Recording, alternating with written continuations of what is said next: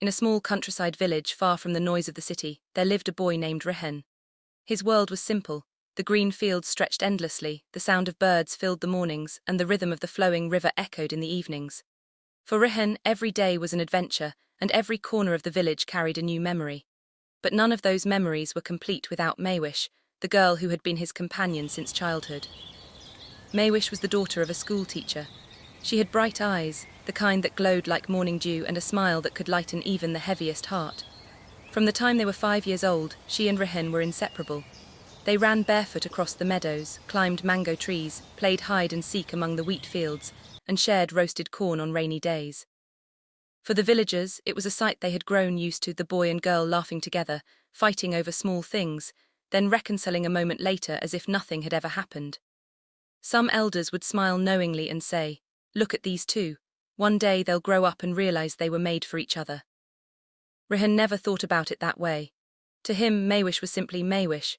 She was the person who held his secrets, who teased him when he lost in games, and who scolded him when he got too careless with his homework. Yet, deep inside, there was an unspoken warmth whenever she was around, a sense of completeness, like he needed nothing else. One evening, as the sun dipped below the horizon and the sky turned orange, Maywish and Rihen sat by the riverbank. She threw pebbles into the water, watching the ripples form. "Rihen," she said softly, "promise me something." "What?" he asked, tossing a pebble of his own. "Promise me you won't forget me. Even if you go far away one day, even if you become someone important, you'll still remember me." Rihen laughed lightly.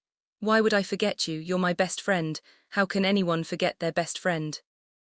But Maywish didn't laugh. She looked at the ripples spreading in the water and whispered, "Sometimes life changes people." Rihen wanted to tell her that nothing could change what they had, but he didn't. He just nodded, picking up another pebble, and said, "Don't worry, you'll always be in my heart." That night, Maywish held on to those words as she fell asleep, not knowing how life would test that promise. Time moved like the steady current of the village river. Rihen and Maywish were no longer children chasing kites in the fields. They were stepping into their teenage years, a phase of life where laughter carried new meanings, silences carried weight, and friendship slowly transformed into something unspoken, yet deeply felt. Rihen had grown taller, his voice deeper than before, and his eyes sharper with curiosity. Maywish, on the other hand, had blossomed into a graceful young girl. She still wore her hair in simple braids, but now there was a quiet maturity in her that others began to notice. The villagers, too, started whispering. "Look at those two," one woman said while filling her clay pot at the well. "Since childhood they've been inseparable. Soon they'll be of age. Who knows, maybe they are destined to marry." Another chuckled and replied, "If fate allows, but sometimes fate has its own twists." Maywish blushed whenever she overheard such conversations, though she never admitted it to Rihen. He, too, heard the villagers' remarks, but instead of embarrassment, he felt a strange sense of pride. The idea that people thought of them as a pair made his heart beat a little faster, though he never told her that. A different kind of friendship. One afternoon, during their walk home from school, Maywish asked him, "Rihen, do you ever think about the future?" Rihen shrugged. "What do you mean?" "I mean, what will you be when you grow up? A teacher like my father, or maybe a farmer like your uncle?" He smiled. "Neither. I want to go to the city, study in a big college, and become someone important. Maybe an engineer or a doctor. Someone people will respect." Maywish looked at him thoughtfully. "And what about me? Where will I be then?" For a moment, Rihen was silent. He glanced at her, noticing how her eyes searched his face for an answer. Finally, he said, "You'll still be here, waiting for me, and when I come back I'll tell you all my stories." She lowered her gaze, hiding a shy smile. His words planted a tiny seed in her heart, a hope that maybe their bond was more than friendship. Small gestures, big meanings. The signs of change were subtle but powerful. When Rihen carried her school bag after a long day, it wasn't just kindness anymore, it was affection. When Maywish brought him mango pickle that her mother had made, it wasn't just sharing food, it was care. One rainy day they were stuck in the small school veranda, waiting for the storm to pass. The rain poured heavily, the thunder roared, and Maywish, who was afraid of thunder, clutched her hands tightly. Rihen noticed her fear. Without saying anything, he slid closer and held her hand. "You're safe," he whispered. Her heart raced, not from fear anymore but from the warmth of his hand. Neither of them moved for a long time, even though the rain continued outside. That simple gesture became etched in her memory like a secret she would never forget. A silent confession. One evening as they walked home, Maywish gathered her courage. Rihan, if one day you go far away, will you still think of me? Rihan stopped walking. The sky above them was painted with hues of pink and orange, and the breeze carried the scent of blossoming jasmine. He turned to her, his voice softer than ever. Of course, you're not someone I could ever forget, Maywish. She wanted to tell him how deeply she cared, how her heart beat differently whenever he was near. But instead she simply smiled and said, "Good, because I'll never forget you either." Neither called it love.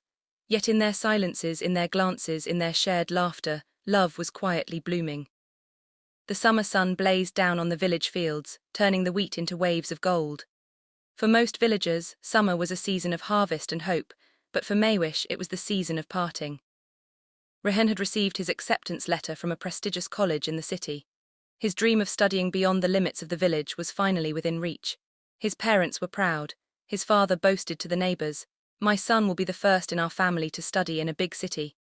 Even the village elders nodded in approval, saying Rihan would bring honor not only to his family but to the whole community.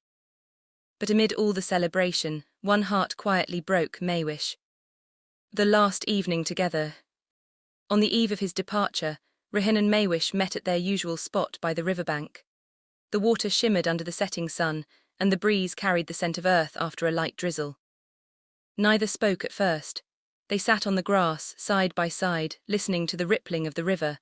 It felt as if words would only deepen the ache of what was coming. Finally, Maywish asked in a trembling voice, "How long will you be gone?" 4 years, Rihan replied, his eyes fixed on the horizon.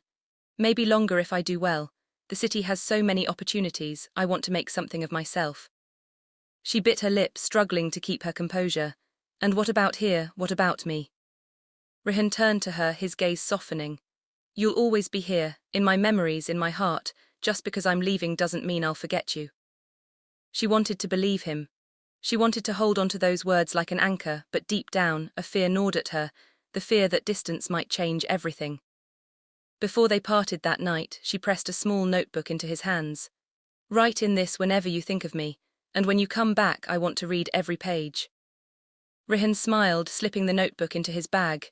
"Deal." The farewell at the bus stop. The next morning, the entire village gathered at the small bus stop to see Rihan off.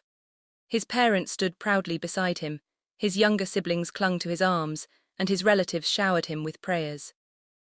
Maywish stood a little apart, her dupatta drawn tightly over her head. She didn't want the villagers to notice the tears that threatened to spill from her eyes. Rihan, too, found it difficult to look directly at her in that moment. The weight of unspoken words hung heavily between them. As the bus engine roared to life, Rihan picked up his suitcase. Just before boarding, his eyes searched for her. For the briefest second, their gazes locked. He wanted to run to her, to say something, anything, but instead he clenched his jaw, nodded faintly, and stepped onto the bus. Maywish raised her hand slightly, a gesture too small for anyone else to notice, but enough for him to see through the dusty window. Then, the bus lurched forward, carrying him away from the village, from her, from everything familiar. She stood there long after the dust settled, long after the bus had disappeared into the distance. To the villagers, it was just a young man leaving for education. But to Maywish, it felt as though half of her world had been taken away. The empty days. In the days that followed, the village felt quieter. The laughter by the riverbank was gone, the footsteps that accompanied her home from school were missing, and the evenings stretched endlessly without his presence. Maywish tried to distract herself with chores, with helping her mother, with reading the same schoolbooks they once studied together. But no matter what she did, memories of Rihan returned. She would pass the mango tree where they used to climb, and her chest would ache. She would hear children playing hide and seek, and tears would prick her eyes. At night, by the time Rihan entered his final year in the city, he was no longer the shy village boy who had once stumbled over his words in crowded classrooms. He had become confident, respected by his professors, and trusted by his peers. His hard work and determination paid off, but success had also reshaped him. Yet amid all the changes, there was one constant, Amina. She had grown from being a study partner to becoming his closest friend, his confidant, the person who knew his moods without him speaking a word. When he laughed, she laughed with him. When he struggled, she carried some of his weight. Her presence became so natural, so necessary, that he hardly realized how deeply his life had entwined with hers. Still, in the quiet hours of the night, Rehan sometimes thought of Maywish. He would take out the notebook she had given him, flip through its pages and remember the simplicity of their bond, the riverbank, the mango trees, her gentle voice asking him never to forget. A pang of guilt would stir in him. He had promised, but promises made in childhood often bend under the weight of adulthood. The family visit. One Sunday afternoon, Amina invited him to her home. It was a modest house but full of warmth. Her father welcomed him with pride, her mother served steaming cups of tea with sweets, and her siblings teased Amina about her friend. Rehan felt strangely at ease, as though he belonged there. He noticed how her father looked at him with approval, how her mother smiled whenever he spoke. Later that evening, Amina's father said gently, "Son, you have ambition and you care for our daughter. What more could a father ask for? If you're willing, we'd be proud to call you family." Rehan's heart pounded. He thought of Maywish, her hopeful eyes, her words, "Promise me you won't forget me." For a moment he felt torn between two worlds, the past that had shaped him and the present that held him. Then he looked at Amina. She lowered her eyes, her hands clasped tightly in her lap, waiting. And in that moment Rehan knew his decision. "Yes," he said quietly, "I would be honored." The news travels. Back in the village, the news spread like wildfire. The postman delivered a letter and an elegant invitation to Maywish's father. "Your Rehan is getting married," he announced with a proud smile, "to a fine girl from the city." The villagers rejoiced. "Our boy made it," they said. "First he conquered education and now he has found a city bride. He will bring honor to us all." But in the small corner of a modest home, Maywish sat silently, the invitation trembling in her hands. The words blurred as tears filled her eyes. She wanted to scream, to ask why he had promised her one thing and chosen another. But no sound escaped her lips. Her grief was silent, her heartbreak unseen. That night she lay awake, staring at the ceiling. So this is destiny, she thought bitterly, to love with all my heart only to watch him walk away. The wedding day. The wedding was grand. The hall was decorated with roses and jasmine, strings of fairy lights glowing like stars. Music played, laughter echoed, and guests in shimmering clothes filled the space with joy. Rehan looked regal in his sherwani, his face calm but not without traces of unease. He greeted relatives, accepted blessings, and tried to focus on the happiness around him. But deep inside, a small voice whispered reminders of another face, another promise. And then among the crowd, his eyes caught something unexpected. Maywish. She had come quietly, uninvited, dressed simply in a pale dress with her dupatta draped low. She stood at the edge of the hall, half hidden behind a pillar. She wasn't there to stop the wedding nor to accuse him. She was there only to see him one last time. Their eyes met. For a second the hall faded away. He saw the little girl by the riverbank, throwing pebbles, asking him not to forget. She saw the boy who had once held her hand in a thunderstorm, promising she was safe. But then the moment passed. The priest called for the vows and Rehan turned back to Amina. With trembling hands he placed the garland around her neck. Applause erupted. The marriage was sealed. Maywish pressed her dupatta to her lips, holding back a sob. She turned away, tears streaming down her face, and slipped quietly out of the hall. No one noticed her leave. The aftermath. The wedding ended with music and celebration. Rehan smiled for the guests, posed for photographs, and accepted countless blessings. But when he sat in the quiet of his room that night with Amina resting nearby, his thoughts wandered. He remembered the flash of pain in Maywish's eyes, the silent goodbye she had given him. He opened the old notebook she had once gifted him. On the first page, her handwriting stared back at him.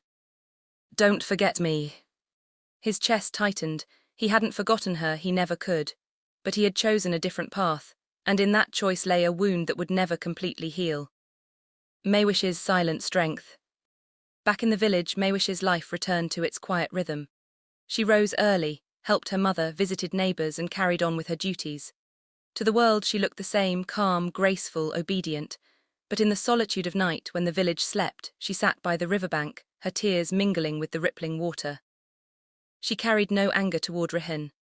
Love, she realized, was not always about having someone. Sometimes it was about letting them go, about wishing them happiness even when it broke you inside. And so she prayed for him. Every night she prayed that his marriage would bring him joy, that his dreams would come true, that he would never know the emptiness she carried. The unwritten ending. Years later, Rihan would still sometimes think of her. He would wonder what might have happened if he had chosen differently. He would open the notebook, touch her handwriting, and feel a pang of regret. But life is not made of what-ifs. Life is made of choices, and his choice had been made. As for Maywish, she remained in the village, her love tucked away like a pressed flower in the pages of memory, fragile, beautiful, and eternal. She never married, not because she couldn't, but because her heart had already belonged to someone else forever. And though their paths had diverged, their story remained. A love unfulfilled, yet unforgettable. A bond broken by destiny, yet immortal in memory.